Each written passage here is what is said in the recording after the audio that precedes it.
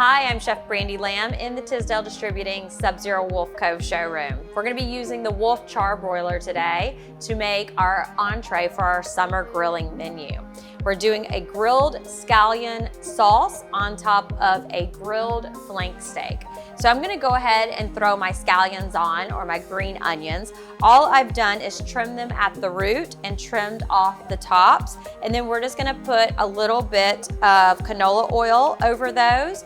And then we are going to put them on our Wolf Charbroiler. It is on medium-high heat. So we're just going to lay those right across here on that nice hot sear zone.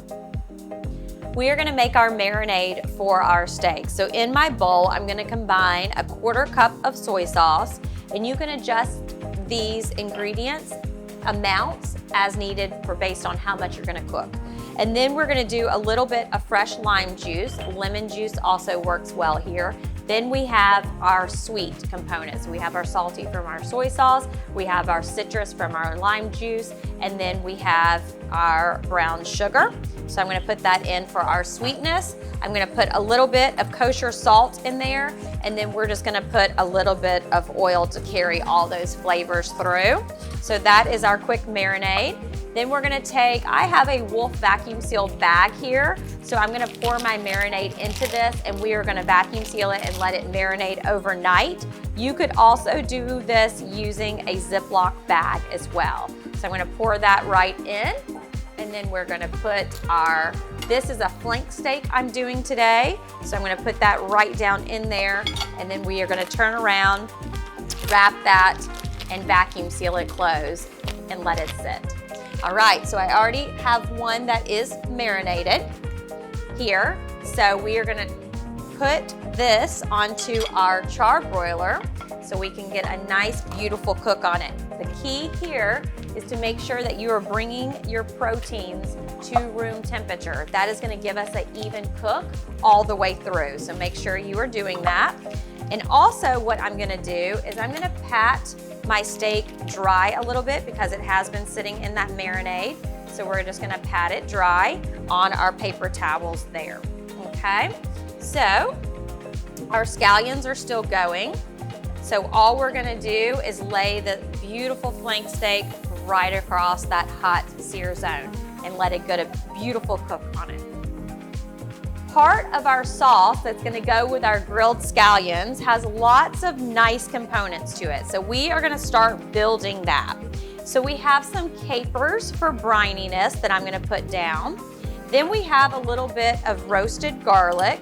So when you roast garlic in olive oil, it becomes nice and sweet and soft. So it just mashes right in and gives you that beautiful garlic flavor. And then we're gonna do a little bit of mustard. So I have Dijon mustard here, but grainy mustard works really well in this too. I have a little bit of sherry vinegar for our acid that's gonna go in there.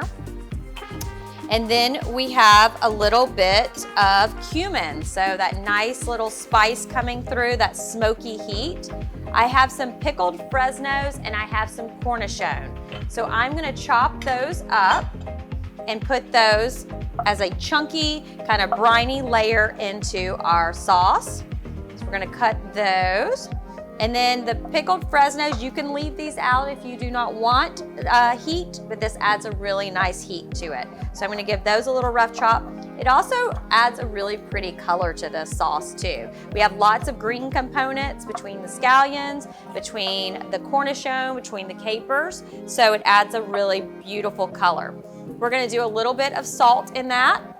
We're gonna do a little bit of black pepper, and then we're gonna take a look at our scallions and see where we are at. So we're just gonna give those a nice turn. These don't take long at all. All we're doing is getting that char on the outside and bringing another layer of flavor into just a green onion. And then we're gonna finish that sauce with a little bit of olive oil to bring it all together. Let's take a look at our flank steak. Remember our rule. We gotta see if it lets us lift it off. He's not ready to come up yet because he's still forming that crust or that caramelization, so we're gonna leave him be just for another minute. With that, we're gonna take our scallions off. They've kept that really pretty green color, so while that finishes, we're just gonna give these a rough chop. to put into our salsa. Chop, chop, chop, chop.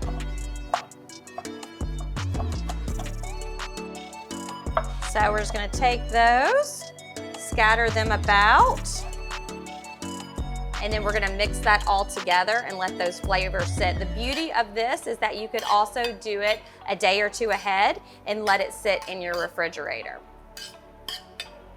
And if you need to add more olive oil to this, you can certainly do that. So very nice, light, kind of chunky salsa there. All right, so let's take a look at our flank steak. Giving a little resistance.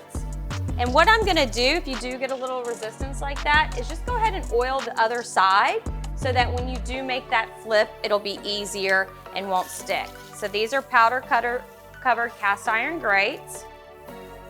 So look at that beautiful char that we have going on there. Once you flip it, you only just need another minute or two, again, depending on the thickness. After our flip, we've left it on the other side for a couple of minutes, so I am going to remove it. We're releasing easily from that grate. So I'm gonna lay it on our board. And then we just wanna allow this to rest for a couple of minutes, ideally maybe about 10 minutes before we plate it up. So how we're gonna plate is we are gonna take a platter. This is a great dish to serve family style. So you can pull it off of your grill and you can throw everything on one big platter, and then we'll put our salsa on top. So we're gonna slice this up and put it on our platter. When you are cutting beef, you wanna make sure that you're cutting against the grain, meaning I can see the lines or the striations that are running towards me. So what I wanna do is actually take that and go at an angle, and that's gonna cut through that muscle and give you a really tender bite. So we're just gonna take our knife and we're just gonna cut slices. This is really good if you can cut thin slices, and we're gonna go right through. If you want it cooked more, you can certainly do that. And then what we're gonna do is just lay this out on our platter, just like that. And then we are gonna cover that with our salsa. And that's gonna go right on top. And that's gonna give us that nice briny bite, also that char from that scallion. So really taking into account all those outdoor grilling flavors. We're just gonna spread that all over the plate. The thing I like to do with any of my proteins when I finish them is finish off with a little bit of flake salt.